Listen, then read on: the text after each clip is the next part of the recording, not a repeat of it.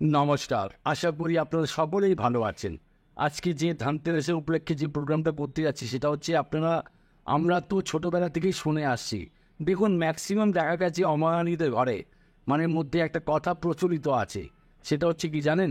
ধানাস ও থানা মানেটা হচ্ছে কি, চার রান্নাঘরে বা পরিবারের মধ্যে ঘরের মধ্যে ভরপুর মাত্রায় গোটা ধনে যদি ভর্তি থাকে, তাহলে সেই সংসারের মধ্যে কোনো মতেই কোনো জিনিসের অভাব হয় না।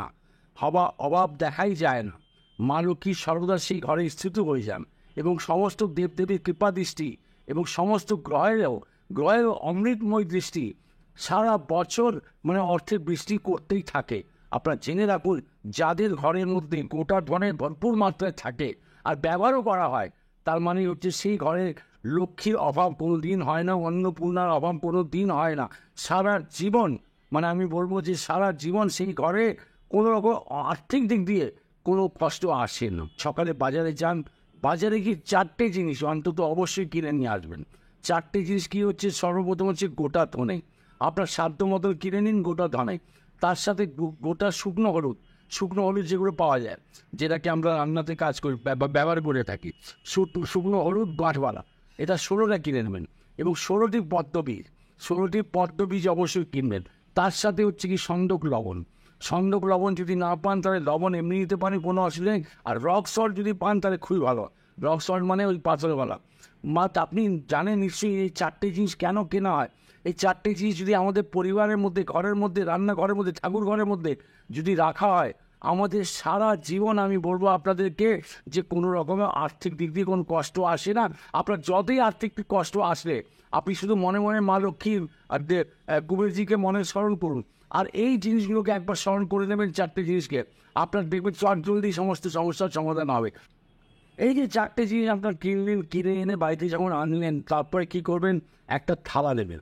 থালার মধ্যে কি করবেন? আপনি ওই লাল কাপড়, একটা টুকরো লাল কাপড় কেটে নেবেন, আবার লাল কাপড়ের দুটো টুকরো কেটে দুটো লাল কাপড়ের টুকরো কাটবেন, একটা সাদা কাপড়, একটা হলুদ কাপড়ে। দেখুন, সর্বপ্রথম যেটা আপনি রাখছেন কি, গোটা ধনে লাল কাপড়ের উপরে রাখলেন। আপনি 100 গ্রাম, 50 গ্রাম, যত আপনার সুবিধার মতো আপনি রাখছেন, সেটা লাল কাপড়ে রাখলেন। তার মধ্যে আবার ওটা হচ্ছে যে শুকনো হলুদটা কী করবেন? হলুদ কাপড়ের মধ্যে রাখবেন। এবং পদ্মবীজ যেটা রয়েছে, 16টা পদ্মবীজ, সেটাকে লাল কাপড়ের উপরে রাখবেন। এবং লবণটা যেটা হচ্ছে সেটা সাদা কাপড়ের মধ্যে রাখবেন। এবং দেখুন, মা লক্ষ্মী গণেশজির সামনে এবং কুবেরজির সামনে যখন রাখছেন, তখন একটা মন্ত্র অবশ্যই বলে দেবেন। ওম শ্রীং রিং, ওম শ্রীং রিং পদ্মবাসিন্নে, অ্যাকচুয়ালি হিন্দিতে বলা হয় কমলবাসিন্নে, তার আমি বাংলায় বলে দিচ্ছি পদ্মবাসিন্নে নমো নমঃ। ওম শ্রীং রিং পদ্মবাসিন্নে নমো নমঃ। এই মন্ত্রটা 16 বার বলুন। বলার পর আপনি এক একটা পুটলিটাকে বেঁধে দিন। হ্যাঁ, বাঁধার আগে ওর মধ্যে একটু কুচো ফুল দিয়ে দেবেন, আতপ চাল ছিটিয়ে দেবেন, একটু করে সিঁদুর ছিটিয়ে দেবেন, দিয়ে আর যদি পারফিউম কোনো থাকে একটু পারফিউম ছিটিয়ে দেবেন।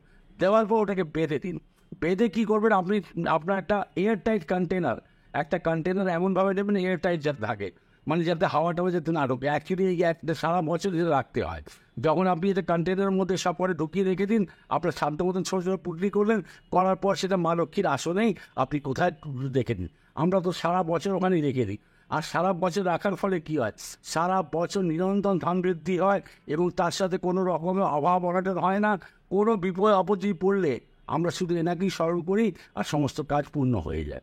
আপনি বিশ্বাস রাখতে পারেন, এই উপায়টা এত সুন্দর উপায়, সারা জীবন সারা বছর আপনাদের ঘরে কোনো অভাব অনাটন আসবে না, হবেও না।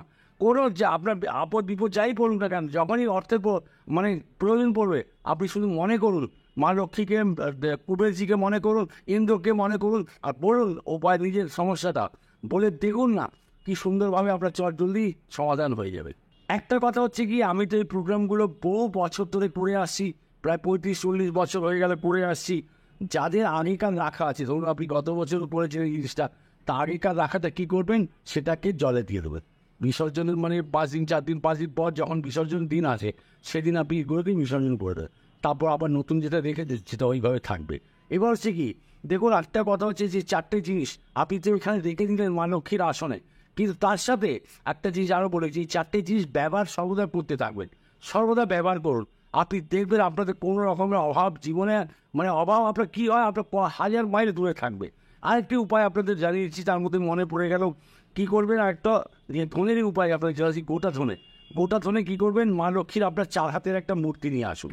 4 হাতের মূর্তি যদি থাকে খুব ভালো হয়, বা ছোটো মূর্তি হোক বড় হোক যেটাই হোক, একটা থালার মধ্যে রাখুন।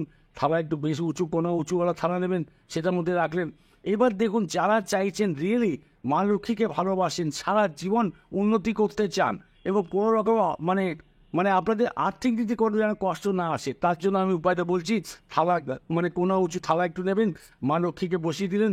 বসাবার মধ্যে কী করবেন, আপনি 1 মুঠো ধনে নেবেন, গোটা ধনে, সেটাকে নিয়ে মা লক্ষ্মীর উপরে এরকমভাবে ছাড়তে শুরু করুন। যেমন অভিষেক করা হয় সেভাবে ছাড়ুন। আর ছাড়তে যখন পড়বে থালার মধ্যেই পড়বে। এবার থালার মধ্যে যখন ধনে দিয়ে মা লক্ষ্মীর অভিষেক করবেন, আপনি দেখবেন আপনার কত সুন্দর উন্নতি হয়।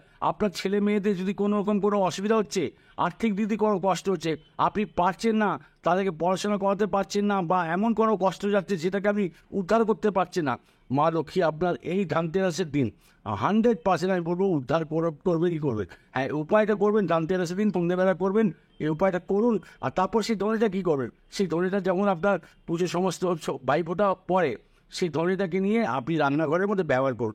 কিন্তু আমিষ রান্নায় করবেন না এটাকে ব্যবহার, নিরামিষ আহার যেটা করবেন সেটার মধ্যে ব্যবহার করুন। প্রত্যেক বছর করুন দাদা ভাইরা, আমি বলছি আপনার এই উপায়টা 4টে জিনিস ঘরের মধ্যে অবশ্যই রাখুন, খুব ভালো ফলাফল পাবেন। সারা বছর দেখবেন আপনাদেরকে আর জ্যোতিষীদের কাছে ছুটতে লাগবে না, আমাদের কাছে আসতে লাগবে না, আপনারা নিজেই সুখী সম্পন্ন হবেন। প্লিজ আমি বলবো এটা করবেন, অবশ্যই করুন। ভালো থাকুন, সুখে থাকুন, আনন্দ থাকুন।